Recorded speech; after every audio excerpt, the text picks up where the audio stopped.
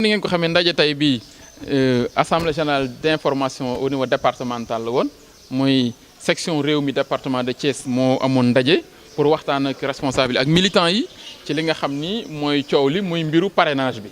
comme ni ngeen ko xamee département de Thiès mooy département président Idrissa Seck département de Thiès fi le président Idrissa Seck dëkk mais également fi lay voté te defe naa ni kenn warul leen jiitu ci mbir mi moo tax comme d'habitude rek ne ko Thiès doon defee. woote na tey waxtaan seen biir pour xool nan la ñuy def bu dugal suñu loxo bu baax a baax ci mbiru parrainage bi et loolu donc liñ ci jàpp mooy ñun parrainage bi nekkul préoccupation ci ñun c'est-à-dire que amal président Idrissa Seck 57000 électeurs wala parrain wala 60000 du problème mu réew mi loolu moom xam nañ am nañ ko en poche ba pare ndax xaw ma lan la Macky Sall di mën a def pour comme ni mu jéem a éliminer yeneen candidats yi mais su dee parrainage bi moom xaw ma fan lay jaar mais ñun loolu pare nañ ko ñun loolu du préoccupation ci ñun kay suñu objectif mooy. Au-delà du parrainage, mettre en mouvement une dynamique politique au niveau du département pour que Thiès soit bu ne pare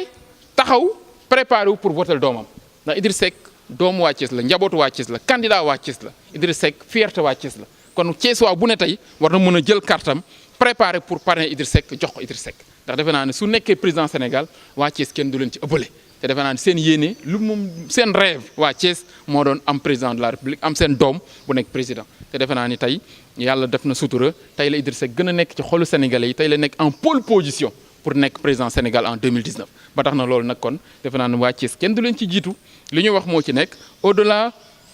des 57000 voix nous notre objectif au niveau du département c'est d'avoir 200000 électeurs ci wolof ñaar téeméeri junni électeurs ndax Thiès ñetti téeméeri junni ak juróom fukk votant moo fi nekk mais xalaat nañ ni téeméer boo jël juróom-ñetti fukki war nañ voté Idrissa Seck ndax seen njaboot la seen doom la waa Thiès la waa Thiès Idrissa Seck mooy seen fierté ci politique te ñoom li ñu bëgg mooy naturellement mu nekk président Sénégal kon ñoom xam nañ ni ku ne pare na kan pour jox Idrissa Seck kartam li ci des rek mooy ñun parti bi ñun ñi nga xam ñoo ànd ak Idrissa Seck nan la ñuy def ba egg ci nit ñooñu nan la ñuy def ba déployer wu dem à la rencontre de ces Sénégalais de ces Thiessois waxtaan ak ñoom jël seen carte wala wax leen ni fiche bi ñuy parrainer Idrissa Seck ngi nii ñu jox ñu seen carte d'identité wala parrainer ko loolu nag parti bi moo war a mobiliser wu sympathisants yi ñoo war a taxaw te loolu yàlla defal nañ sutura au niveau du parti au niveau du département am nañ équipe politique yoo xam ni muy ndaw ñi di jigéen ñi di cadres yi di anciens yi ñëpp pare nañu pour dugal seen loxo ci liggéey boobu te am nañ yaakaar ne ci weer yàlla mën nañ defal sutura incha allahu rabbi chiffre boobu ñu am ko bien que liñ ñu demandé ci au niveau national ci 57000 yi mooy 33000 naturellement loolu mën nañ ko am facilement mais comme ni ma wax ñun dañu bëgg fii ak élection présidentielle ñu am dynamique politique au niveau du département boo xam ne su jógee dañu am 200000 électeurs pour Idrissa Seck moo tax ñun du ñu yem rek ci 33000 yi wala 57000 yi ndax ñun xalaat nañ ni campagne bi démarré na campagne présidentielle yi tàmbali na depuis altine bi passé te incha allah rabbi fañ koy arrêté mooy le 24 février 2019 à 18h ñu ni wiiw Idrissa Seck ndax xam nañ ni Thiès moom incha allah rabbi yàlla mën na koy defal jàmm ndax waa Thiès ñoo ko bëgg seen doom la seen njaboot la te votel sa njaboot defe naa ni moo gën ngay sànni sa carte fenn. président Idrissa Seck Sénégal yëpp moo koy fal mais Thiès également daf ci am cër ndax Thiès mooy basam Thiès mooy sookul bi Thiès la ay tànkam war a gën a mën a dëgëre Thiès lañ ko war a tenir ay tànkam mu dëgër mu mën a yóotu ci leneen ba tax na kon waa Thiès moo ñoo ci war a jiitu de ce point de vue là defe naa liggéey bi ñun xam nañ ko te miin nañ ko it bi ci des mooy opposition bi naagu wuñu dañu xam ne rek opposition bi xam nañ ni Macky Sall moom daanu na ba pare dañu xam ni sénégalais yi wan nañ ginnaaw Macky Sall dañu xam ni sénégalais yi bàyyi nañu Macky Sall ndax Macky Sall daf leen a wor wa Macky Sall également daf leen a décevoir côté boobu ñun amuñu naaguwuñu nag ndax soo naagoo daagu soo daagoo ñu raw la mais dañu ni xam nañ loolu kon ñun ñëpp nañu lëkkale suñu doole joxante loxo liggéey parrainage bi la wax nañu parrainer koo xam ne moom lañ yaakaar moo mën a ne président Sénégal ñun Thiès jàpp nañ Idrissa Seck ak waa réew mi dinañ ko liggéey Thiès liggéey ko ci Sénégal maintenant aussi ñun ak opposition bi dañu war a joxante loxo c'est l'occasion d'ailleurs pour ñu wax ni ñun suñu sañoon Karim Wade day nekk candidat comme li conseil constitutionnel def dàq inscription pour ñun jaaduwut ndax sénégalais bu ne citoyen bu ne am nga droit à moins que décision de justice ni la waroo inscrire mais am nga droit inscrire kon loolu dañ koy dénoncer vraiment au nom de la démocratie beneen bi mooy aussi li Macky Sall def Khalifa Sall defe naa ni Macky Sall lii rek la doon wut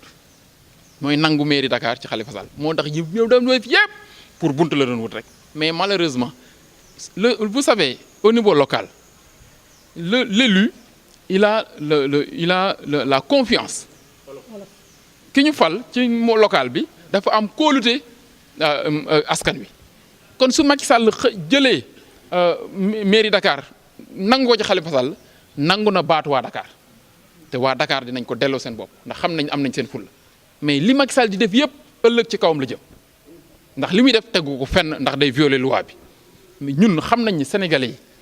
c'est un peuple de paix. Sénégal nitu jàmm lañu peuple jàmm lañu yàlla daf ñu defal sutura par rapport ak dëkk yi ñu wër xam nañ Sénégal dafa am benn tubaab bu may liggéey mu ne ma Sénégal moo gën ci Afrique ndax jàmm Sénégal amul fenn dañuy tukki yenn saa yi dem ci yeneen dëkk yi li mu gis feneen fi nee na ma Sénégal rek moo am jàmm ji ba tax na kon loolu dañ ko war a sant yàlla sénégalais yi nag ñoom ci élection duñu xuloo duñu xeex duñu tojante ay bopp ndax ñun ñëpp benn lañ ay mbokk lañu mais dama ne am nañ seen fula ak seen fayda su bis ba jotee dinañ xëy julli fajar dinañu sangu julli fajar daal di ndékki jël seen carte rang ñëpp xam nañ ni Sénégal yi noonu la ñuy faj seen mer